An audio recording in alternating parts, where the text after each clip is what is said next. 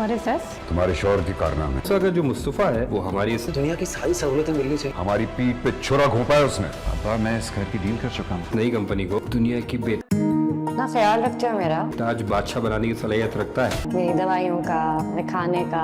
मेरा ये घर वाहिद पूंजी है। मिलने तो मुझे प्यार, मोहब्बत और अटेंशन भी चाहिए।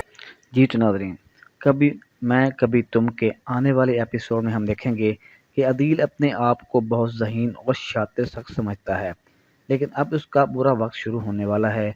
मंसूर अली खान को अदील पर शक होता है और उसका शक हकीकत में तब्दील होने वाला है।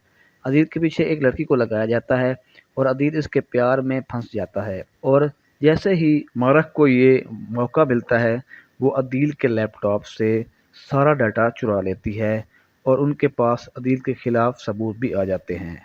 मंसूर अली खान को अदील के बारे में जब ये सबूत मिलते हैं तो वो सीधा अपनी बेटी के पास जाता है और अदील के बारे में सारी हकीकत उसको बताता है कि अदील ने वजाहत के साथ मिलकर हमारे साथ बहुत बड़ा फ्रॉड किया है। इधर अदील अपने बाप को कहता है कि मैं इस घर को सेल कर चुका हूँ, तो आपको अब मेरे घर में रहना पड़ेगा। अदील का बाप ये मानने के लिए बिल्कुल तैयार नहीं कि वो घर छोड़े, मगर अदील ये भी मनवा लेता है। दूसरी तरफ मुस्तफ़ा के दिन भी अच्छे शुरू होने वाले हैं।